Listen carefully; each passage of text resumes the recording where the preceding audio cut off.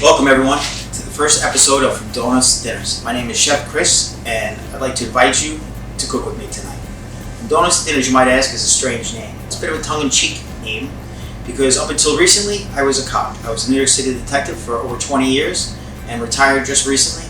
So I could put all my energy into cooking for you. I went from cop to chef, thus from donuts to dinners. What we're going to do tonight is we're going to have a date night menu.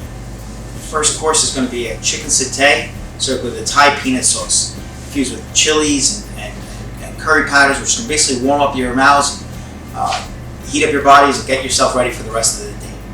Our entree is going to be a beer-poached sausage, atop a bed of pickled vegetables, served with a warm German potato salad with bacon, because if nothing else goes wrong or right, you'll have bacon to eat.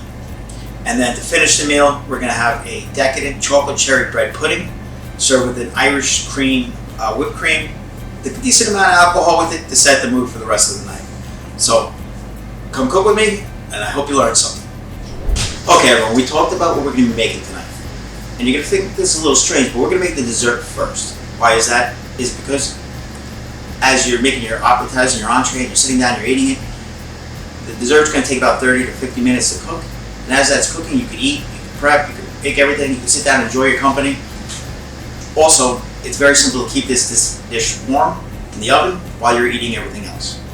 So what we're going to start with is, with this chocolate cherry bread pudding, is the type of bread. I used a challah bread. It's a Jewish bread. It's very yolky, it's very heavy and rich and decadent. You could use any other bread as well. Bread pudding originally was made to save some money. By using day-old bread, which you can do if you have any leftover bread. You're more than welcome to throw this in. It works the same, but I like using challah bread for this recipe. So what you're going to do is you're going to use 2 loaves of challah bread. You're going to cut it up into small pieces. And you're going to set that aside for 1 second. You're then going to take 6 whole eggs, large size eggs. I know it's going to cost you in this economy a little bit much, but it's worth it in the end, I promise you. 6 large eggs, whole, and then you're going to take 3 egg yolks. Bowl because the bread will take up a lot of space at first before it soaks up into the liquid.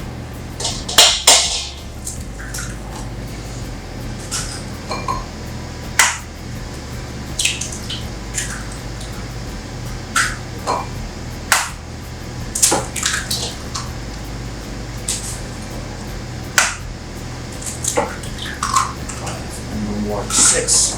And then what you're going to do is use the yolks of 3 eggs. If you want to be cost conscious and you like egg white omelets in the morning, you can save the whites of this, but for expediency's sake, we're just gonna use the yolks and get rid of the whites.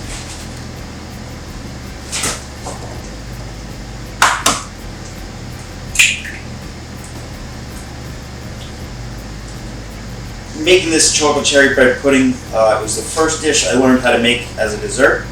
It's also one of the simplest things I can make as a dessert. But it is, when you try it, everyone you know is going to love it. So, like usually, you want to be sanitary. Just wash your hands real quick, just to wipe the egg yolk off. And what you're going to do is, just so you get everything, before you get everything going, it's just going to whisk your egg yolks until they're into like a scrambled egg yolk consistency. That just makes it easier to incorporate everything else there. Okay.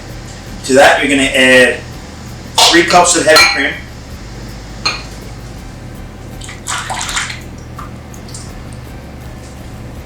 A cup of sugar.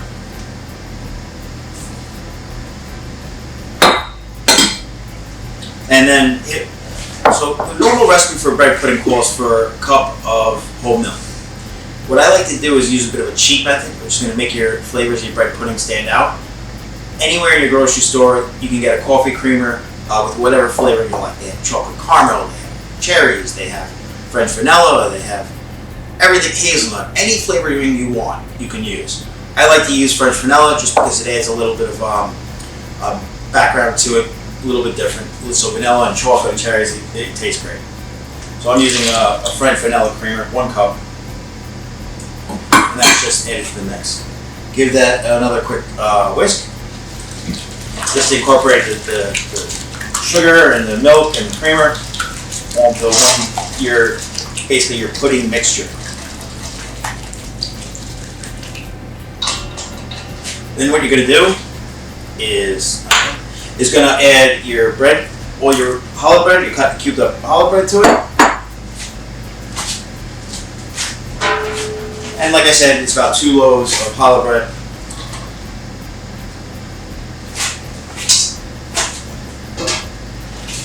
You're then going to add your cherries and your chocolate chips to this mixture.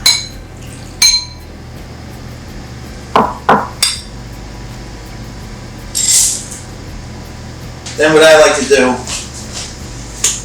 is I like to work it all together with my hands, just because I think you get a feel for mixing it all together. And you put on the gloves just so you don't have to wash your hands 8,000 times.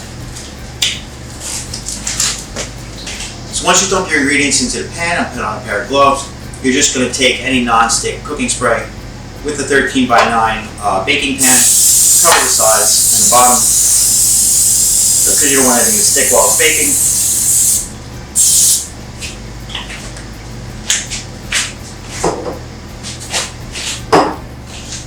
And you're going to mix this whole mixture together. Really press the bread into the liquid mixture so everything gets coated until it's one giant soggy mess.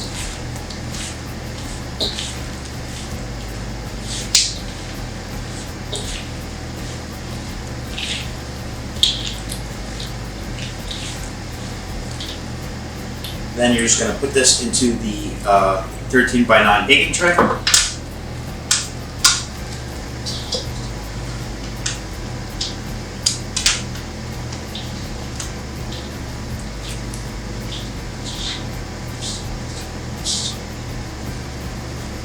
Now your chocolate chips, you could use any type you like. I use dark chocolate. You can use like milk chocolate or semi-sweet, or even toffee or whatever flavor you like.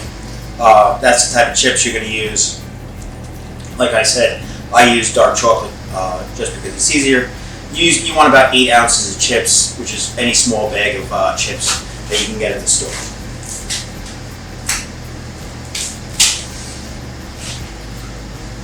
Once that's all basically an even layer, you're going to take your stick of butter and you're just going to kind of cut that into small pieces and spread it throughout.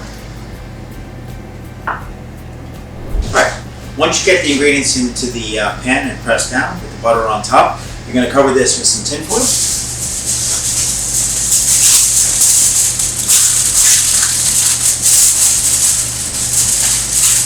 And what you're going to do is you're going to cook this at 350 degrees for between 30 and 50 minutes. Sometimes in your oven it can take a little longer. If you have convection, it can take a little shorter. But what I suggest is after 30 minutes start checking it just to see if it's done enough.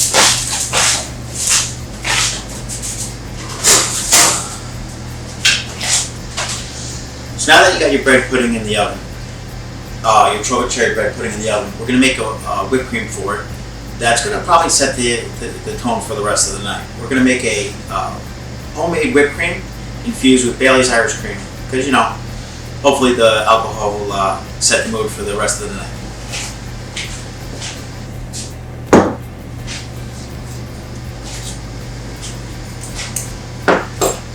So I like to use a standalone mixer. You can use whatever mixer you like, but there really is no set amount of whipped heavy cream you want to use. It's really however much you like to eat whipped cream. I love it, so I use a lot of whipped cream, or a lot of heavy cream to make more whipped cream.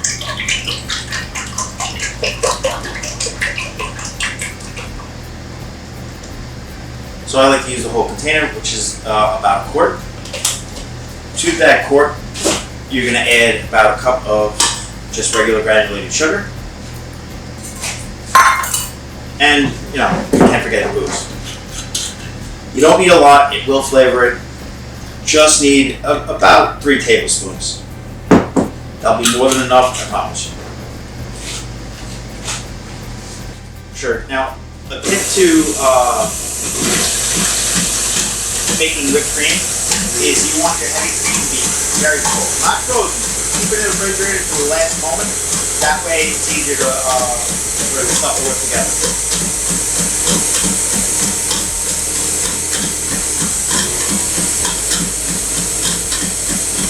And yes, you will make a mess sometimes before it starts becoming more firm. But my advice is to stand out of the way while it doesn't stick. You let that run for about 5 minutes or so. We'll keep checking it, and we'll come back to it.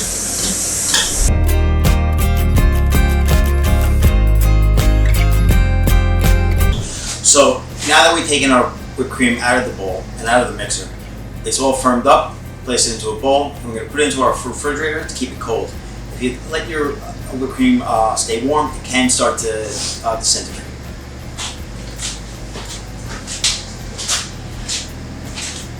So, now that we've gotten our dessert prepped and in the oven, we're going to start with our first course. We're going to be making a chicken satay with a Thai-inspired peanut sauce. This is a great first meal. It's great to share with your date. It's you make it together, you can share it together. I'm going to give you a little bit of tricks here and there to make your cooking easier. So, we're going to start off with the marinade for the chicken. The marinade, you want it to go at least 30 minutes in the yogurt mixture. You can have the chicken in the yogurt mixture while you're making your peanut sauce, which is the sauce that will accompany this. Or you can do this the day before and let it sit up to 12 hours in the refrigerator. So what you're going to do is you're going to take some red curry paste. Now this is stuff you can get at any supermarket, usually in the international aisle. I like to take comes in a small jar. I like to take a good dollop of it, put it into the bowl with the yogurt mixture. With the yogurt, I like to use Greek yogurt because it has a higher fat content and it just tastes nicer. You're also going to take some basically regular curry powder. You go with whatever brand is your favorite. This one has a mixture of turmeric and orange peel and coriander and cumin and just great spices, Indian spices. Again, you can find that usually in any spice aisle, in the grocery store, or in the international aisle. You're basically just going to mix that all together. Now, with your chicken, I use chicken breasts. You can use chicken breasts or chicken thighs, whichever you prefer. And you're basically just going to cut those into bite-sized strips or strips that you can take 2 bites out of. Now, most chicken satays you're going to see are on bamboo sticks. These are going to be on bamboo sticks at the end too, but here's a little bit of a cheat. Oftentimes when you skewer something, you cook with it, the stick burns, part of it burns off, part of it sticks to the meat. Here's the cheat method. Cook whatever food you want, and then put the sticks in. They'll still be whole. You won't have to worry about anything looking all charred and disgusting, and you won't be tasting burnt wood. So you're just going to add in this case, cut up into thin strips chicken. You're going to add this to your yogurt mixture.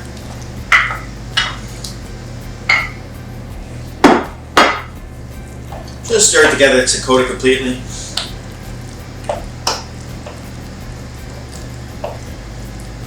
And you're basically going to set this to the side. I would not put this back in the refrigerator unless you're going to be marinating for longer than an hour. If you're just going to be just getting at the basic taste for about a half hour, I would just set it aside so the meat stays room temperature and will cook more evenly.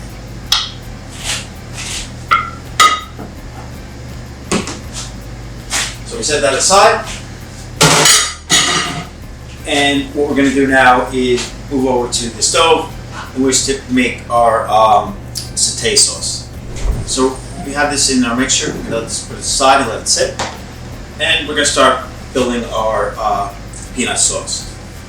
Part of what I like to do with the peanut sauce is I like to use jalapeno peppers.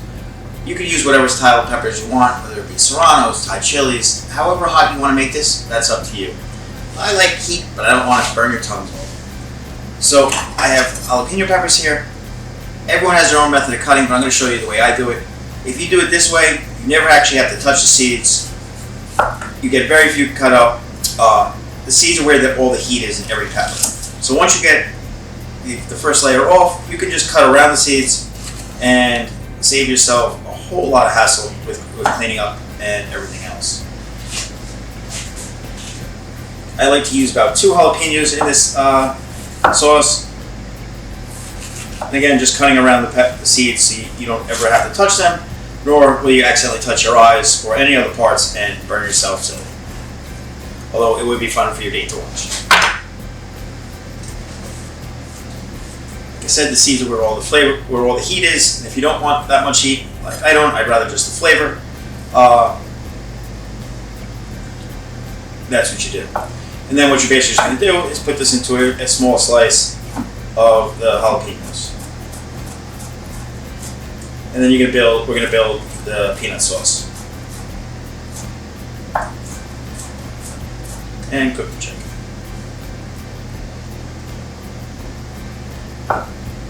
It's easier on any pepper that you cut if you cut from the inside down to the outside.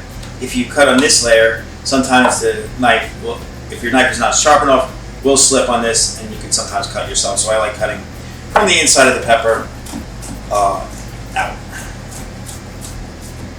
If you get some seeds in your mix, it's not too bad because a little heat's not too bad, but like I said, you don't want to burn anybody's mouth off.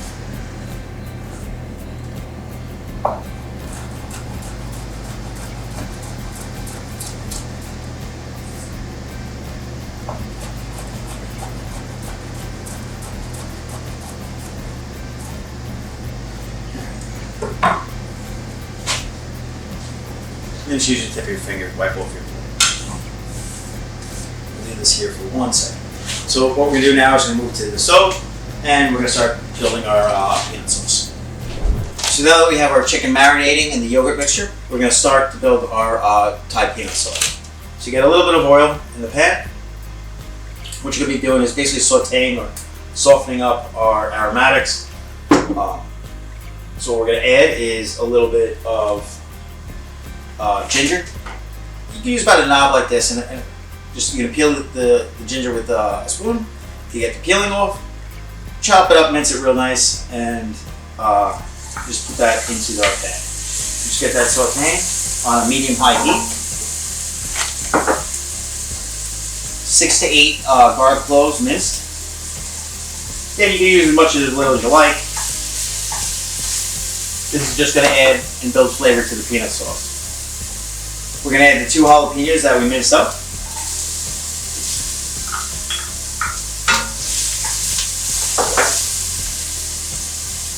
This is lemongrass. This you can find in your supermarket.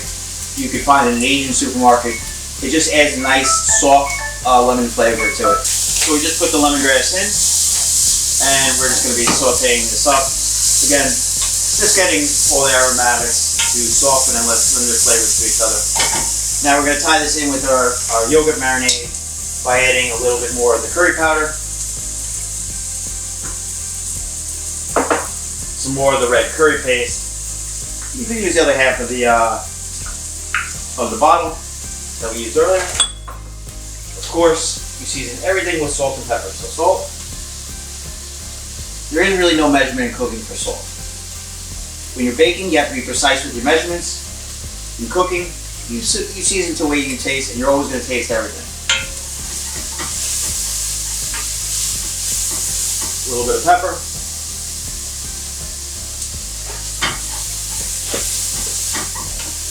And that's all going to form a little bit of a mixture at the bottom. I wish you could smell this because it smells amazing. Now here's a little bit of a secret.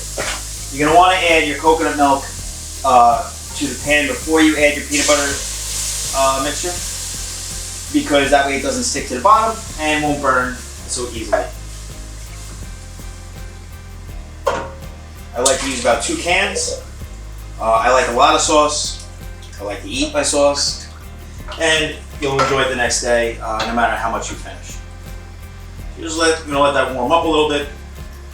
Add a little bit of soy sauce for taste.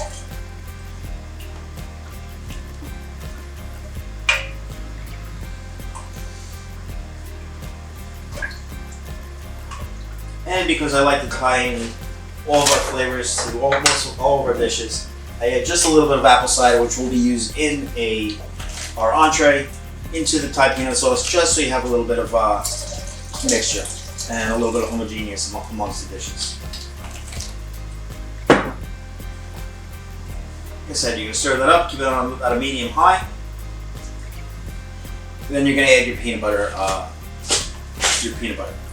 You could use whatever peanut butter you like. I usually use creamy, but you can use whatever brand you like. You can use natural. You can use whatever you like. I just use the general store-bought creamy peanut butter.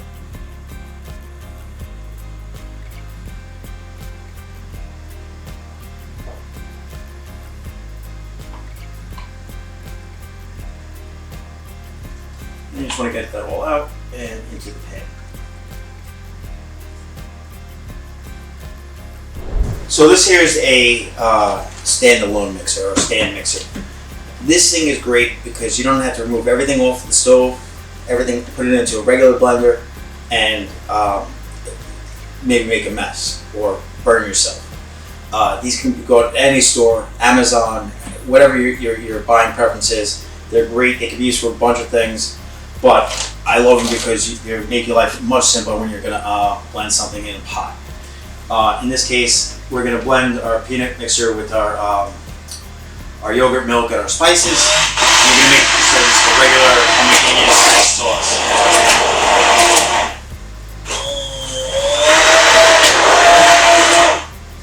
It does make a little bit of a mess, but nothing that can't be cleaned up.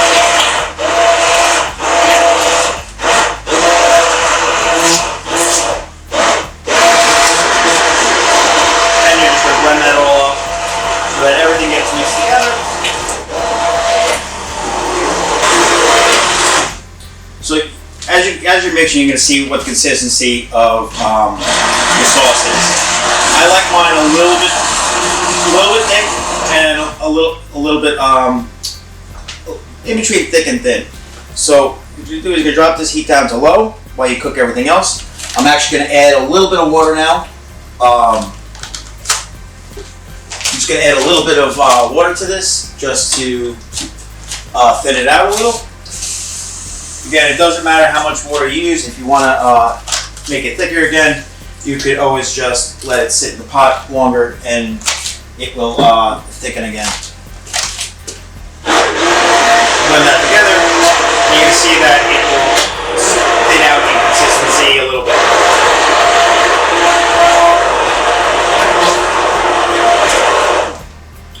Now we're just going to move this off to the side for right now, in case we need it again. And like everything else you always do when you're cooking, is you want to taste it to make sure you have the right seasoning, the right spice mixture, it's the consistency you like. The easiest way is actually to keep some plastic spoons in your house, so that way you can throw them out and you don't have to do the dishes. That's good. Okay, we're going to let that cook, and we're going to start working on our chicken now. We're about to start on our chicken. Before that, it's been about 30 minutes. Let's check on our bread pudding. Alright, before we get started on cooking our chicken, we're just going to check the bread pudding to see how it's coming along.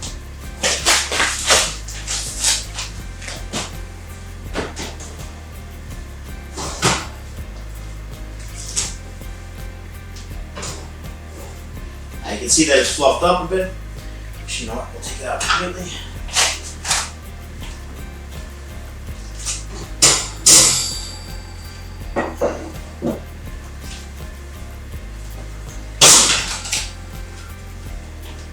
Basically, you just need to stick a wooden object or any type of spoon into it. Yes, the chocolate's coming off because it's melting, but other than the chocolate, it is coming off clean on the stick. So you know that it's done. What you can then do is just keep your oven on warm. You can basically shut it off, let the residual heat, and the bread pudding will stay warm, cool down a bit, so it's ready to eat for dessert when you serve it warm at the end. We're just going to put that back in the warm oven and let that sit till we're ready for it. Now we're going to cook the chicken.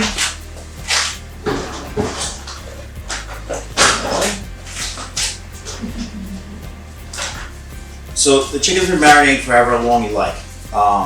Again, minimum of at least 30 minutes. And what we're going to do is we have a nice grill pan here. We're going to turn it on. And sometimes you have to give it a little bit of help. Okay, we just checked our bread pudding. It's going great. We turned the oven off so that it just stays with the residual heat and will stay warm. Now we're going to cook our chicken. I was just putting a pair of gloves on with this because the marinade, the yogurt mixture for the chicken can get a little messy. And like I said, you want to be washing your hands 50 times a day. So right here we have a bit of a grill cover on a stove. I like to spray it with ham just so it doesn't stick. And just be careful as you're spraying because the temperatures are on. So we're going to put our chicken on. I like to put it on a 45-degree angle. That way you get nice grill marks on the chicken as well, so it's a bit of a prettiness factor. And then what you're going to do after you place your chicken on is you're going to just add a little bit of salt, pepper, just more some seasoning. And we're going to let this cook for about 10 minutes until the chicken is cooked through.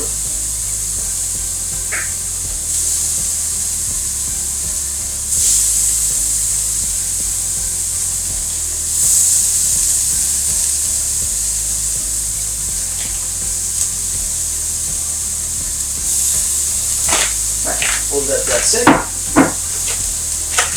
And what we'll do is just add a little bit of salt.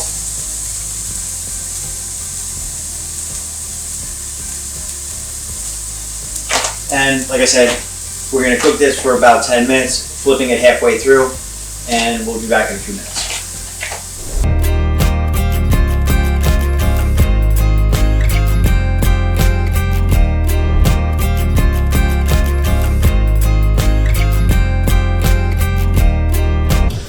So we took our chicken and our peanut sauce off the stove, just ladled in some peanut sauce into a bowl.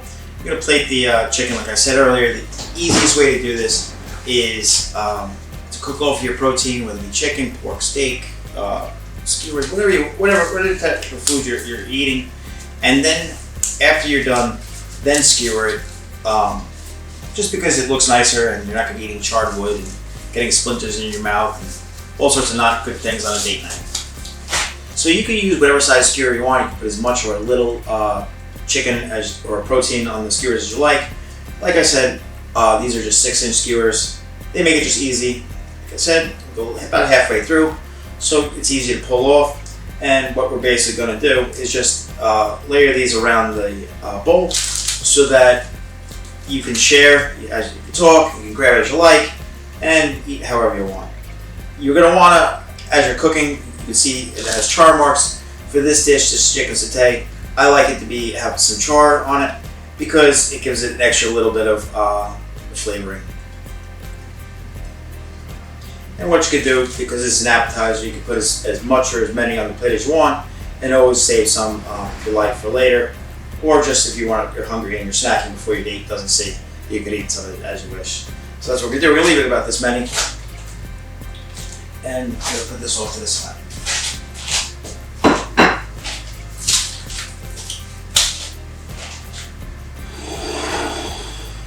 Okay, that's our chicken satay with the Thai peanut sauce. We're going to push this off to the side for now, and we're going to work on our entree, which is going to be a beer-poached sausage, which is then grilled, served on top of a pickled carrot and pepper mixture, and then served on the side with a warm German potato salad.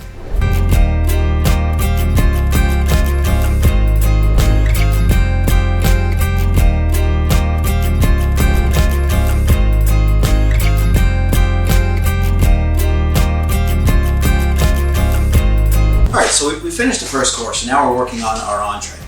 What we're going to be doing in total is a beer-poached sausage. We're using Italian sweet sausage without fennel. I personally just don't like the taste of licorice, so that's a personal thing. If you do like to take a little licorice, feel free to use sausage with fennel, or if you would like hot sausage, whatever type of sausage you like.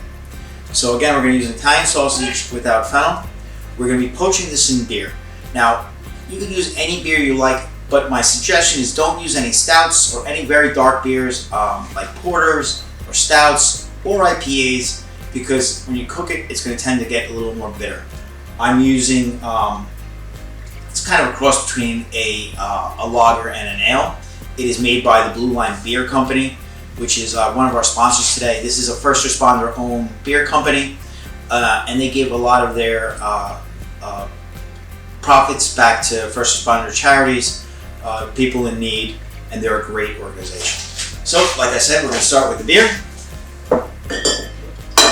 Now, normally I would take a couple glasses or maybe a few taste tests of my own, but for camera purposes, can't quite swig a beer on national TV. So we're just going to know that it tastes good.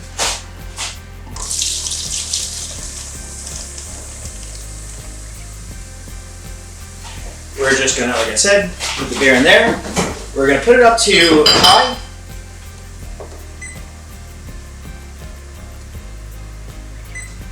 And we're just basically going to put our sausage in here to poach it, or to basically cook it off.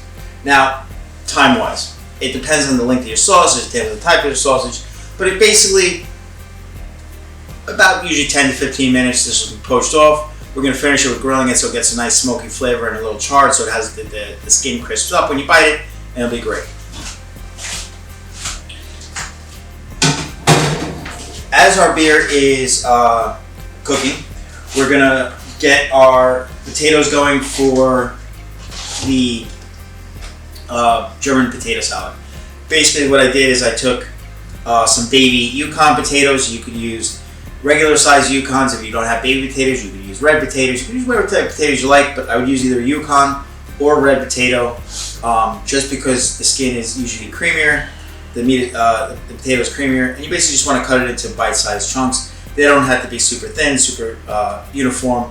This is more of a home-style potato salad, and this again will be served warm. So, like I said, I used baby Yukon potatoes, just chopped them into pieces. I'm going to be putting them onto the stove in some salted water, and we're just going to boil those until they're soft.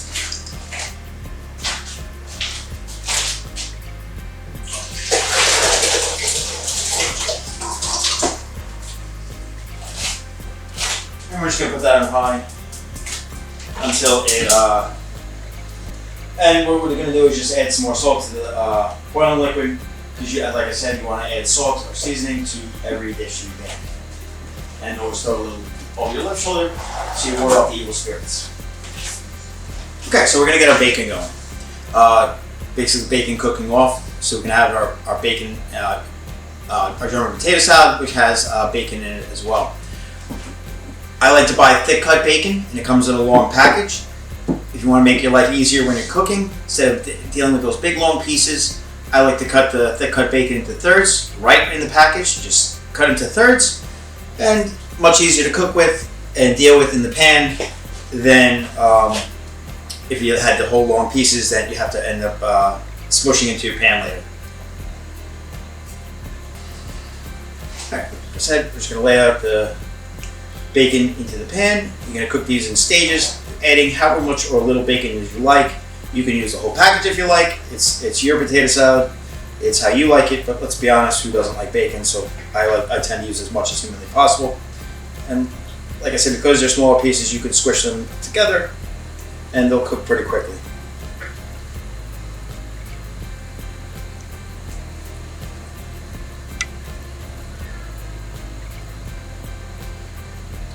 You're going to cook the bacon until it's pretty crisp. Wash my hands off real quick.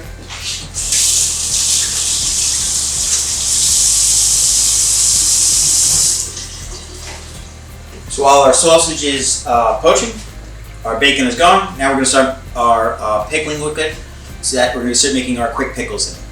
So what you're going to do is you're going to get your pan or your pot on the stove. You're going to add about halfway up onto the pot, whatever pot you're using, because you want to submerge the vegetables in the pickling liquid. I chose apple cider vinegar. You can use white vinegar. red vinegar, champagne vinegar, whatever vinegar you like. I chose an apple cider vinegar because apples and pork generally go together. It is a marriage that has been in existence since the beginning. So what I basically did is I just chopped up some peppers. So I did the same method I used with the jalapenos for the seeds. Just chopped them into small bite-sized pieces. And I used a green, a yellow, and a red pepper, mostly just for color and pretty as simple. And you're just gonna add these to your pot, but you're also gonna add to the cider vinegar a cup of sugar, just to even out the taste of the tanginess of the vinegar a little bit. So you stir that together a little bit, and we're gonna turn that up a little bit higher.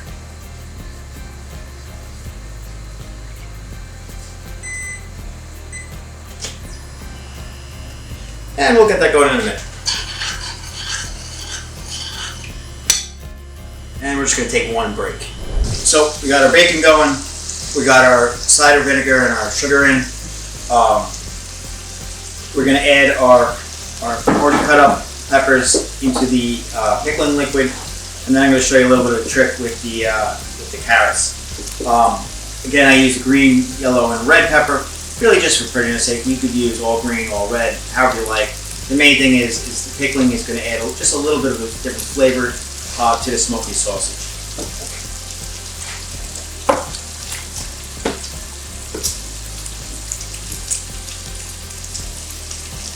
So this is a quick pickled carrot and pepper mixture. So this right here is called the spiralizer. It's cheap. You buy it at the grocery store, and it makes your food look pretty. This is stuff how you make zucchini noodles, how you make sliced carrot. It makes some of your food look pretty, and it's very quick, and very cheap, and very easy. All you're going to do is take a carrot that you already peeled. You're going to chop off the end a little bit just so you don't get that bitterness. And with this model, they're all a little bit different. You just push the vegetable in and twist. And as you twist, you can see it's coming off in strands, or noodles, or curls, or however you like to call it. Again, very cheap, very simple, and very easy way to make something look a little bit nicer. So we have this. Put this off to the side.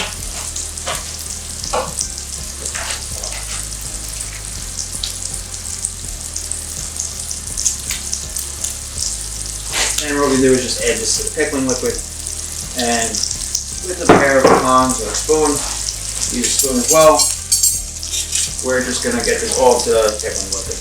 What you're going to do is you can bring this up to a boil, you can remove it into another bowl, and then just place it into your refrigerator until you're ready to serve it. You're not looking to make the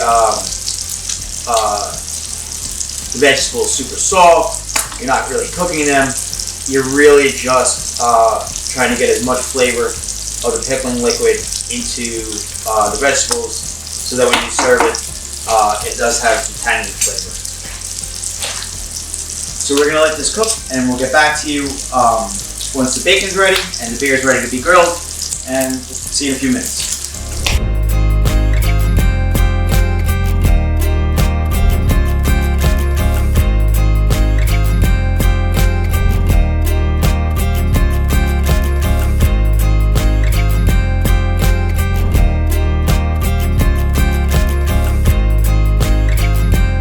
Okay, so we just took the bacon off the pan, leave the pan running. So what we're going to do is we're going to take some chopped up sweet onions. You can do Vidalia, Spanish, again, whatever onion you like, and you cut it into basically small dice, and you're just going to saute them in the bacon grease because, you know, why not? Bacon is perfect for everything. You can do that over a medium heat, just so the onions will cook out. We're checking on the sausage. The sausage is almost ready to be put on the grill. And we'll check on our potatoes in a minute. As that's seasoning the bacon is actually naturally salty, but you always want to add a little bit of salt as it's cooking because it will help it soften up.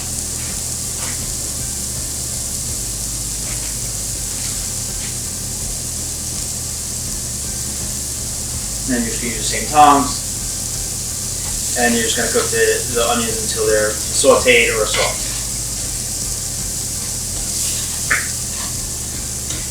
Also picking up the extra little bit of the bacon grease, the flavoring as well.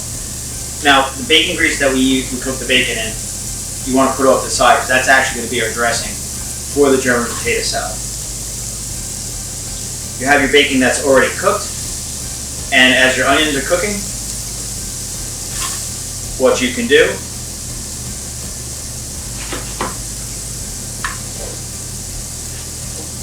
is you can tear up your bacon so that it's ready for the potatoes once they're done. And you can, again, just break them up into small pieces, however small you like. Bite size is fine. If you like large chunks, again, it is completely up to you.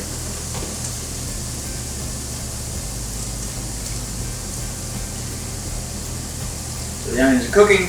We're going to be putting the poached sausage. I'll show you what they look like. Excuse me. As they're poaching, they're almost done. They've been on for about 15 minutes. But again, however long they take, and they can continue to cook on the grill as well. Now we poach them first so that they are cooked through, and then we put them on the grill so that they get a bit of a charred flavor, a bit of a smoky flavor, and it just adds another element into the dish. And the best part of cooking is, try your own stuff.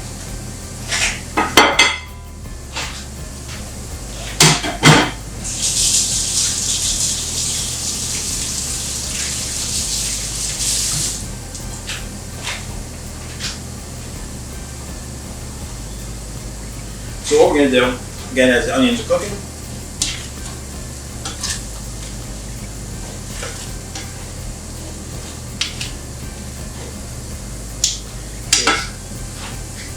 you can see that the sausage looks like it's pretty much poached, which means they're a little bit more firmer than when you started, so that you can place them on the grill. I'm just going to get a plate for that.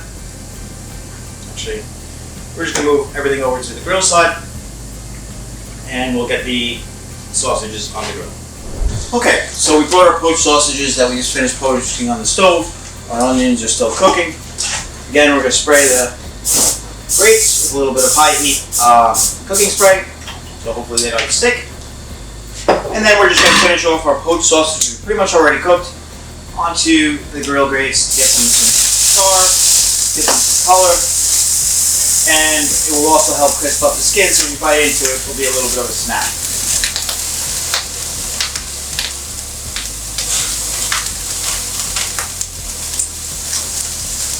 Once our sausage is done, we should be able to plate everything, and we'll be back in a couple minutes.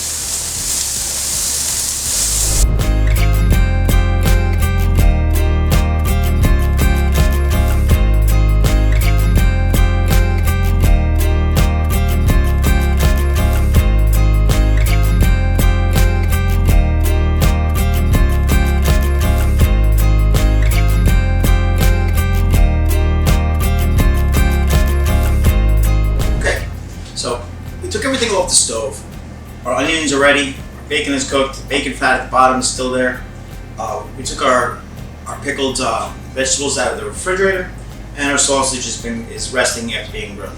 Now we're going to assemble the potato salad, and then we're going to plate it for you. So you take the onions that you had cooking on the stove, that are now sauteed off. You can just dump them right into a big large bowl.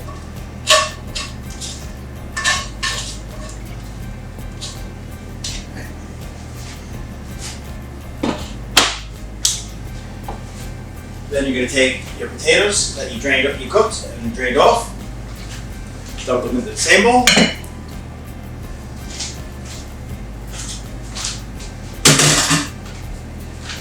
To this, you're going to add, you could eyeball it, but it's about a quarter cup of apple cider, just to add a little more tang and tie your dish together, because your vegetables have been quick pickled in the cider vinegar earlier.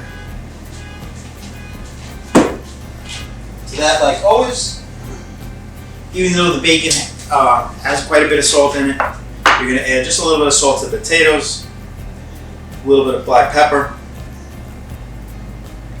Now you still have the bacon grease that's at the bottom. You're going to mix that all together. So you just get the bacon incorporated into everything, the onions mixed, everything is one cohesive dish.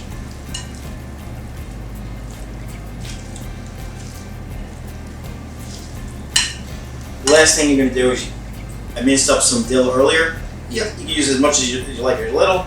It's really just add a little extra German flavor, a little extra flair into it, building on a global cuisine and date night. We want everything to look pretty, we want everything to taste great, and we want you to have fun with your significant other. Or hopefully soon to be significant other, depending on how the meal goes. Okay. Plate that. You can do it however you like, but my suggestion is, again, you'd be doing this for 2 different plates. But what you're going to do is you just basically spoon a little bit of the potato salad into a bowl, or you could use tongs, however you like, whatever you have handy.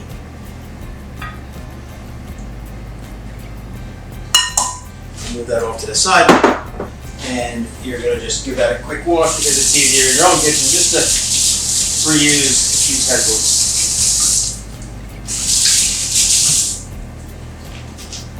What you're then going to do is you're going to take your quick pickled carrots, spiralized carrots, and chopped up peppers. Just take a small little bit of the carrots. Now this is cold. I took this out of the refrigerator. You're going to want this to be a little bit chilly. You can serve it a little warm too. It's however you like it. But I like it semi-warm, a little bit chilled, so maybe an hour in the refrigerator, and that is more than enough time. Then for each dish, depending how hungry you are, as it is an entree, I would serve 2 sausages per plate. And again, these were poached first in the beer, and then grilled, and you can just lay them out on top of each other, giving your plate a little height, a little bit of prettiness if it stays. And that's going to be for your date night.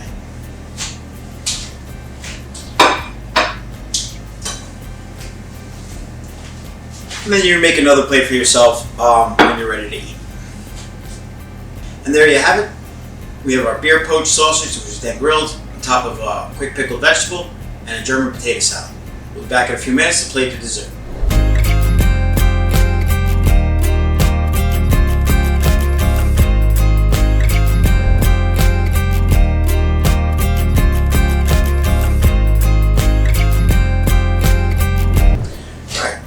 We cooked our dessert before. We're finally up to our final meal, and unfortunately, a little bit of our end of our time together tonight. So what we're going to do is we're going to take out our bread pudding, we're going to plate it, and top it with our Irish whipped cream, and we'll see how your night goes.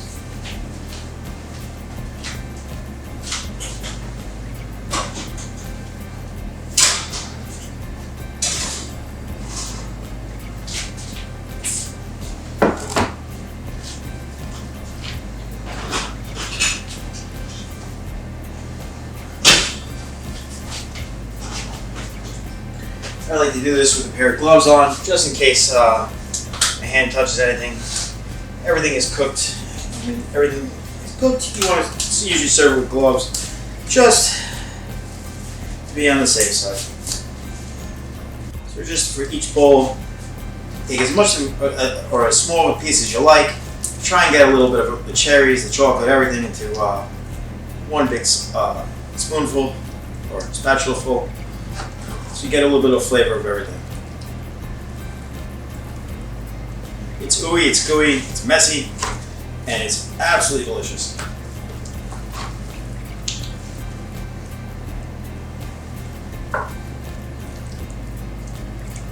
So that's warm, it's decadent, and for the best part, you're going to be taking your whipped cream, your Bailey's whipped cream, and you're going to be putting that on top. Now, who doesn't want to end the night with a little bit of alcohol? Maybe it will help the rest of your night go well for your day. So that's our chocolate cherry bread pudding topped with our Irish cream whipped cream. Now let's recap all the dishes that we did today.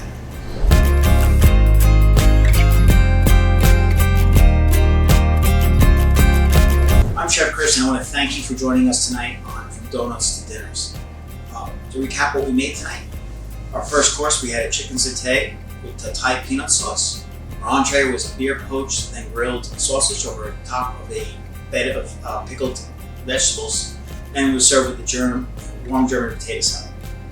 For dessert, we had a chocolate cherry bread pudding, topped with an Irish cream liqueur whipped cream, which hopefully will set the mood for the rest of your night. I want to thank you for being with us, and I'd be remiss if I didn't tell you about their sponsors. We have the Blue Line Beer Company, which we use their beer to cook our sausage in. They're a first responder-owned beer company, and they give back to first responder charities as well. We also want to thank This TV, because without them we wouldn't be here. And I'd also like to thank Smoking Shields. They are a military and law enforcement nonprofit that shares the love of cigars and community.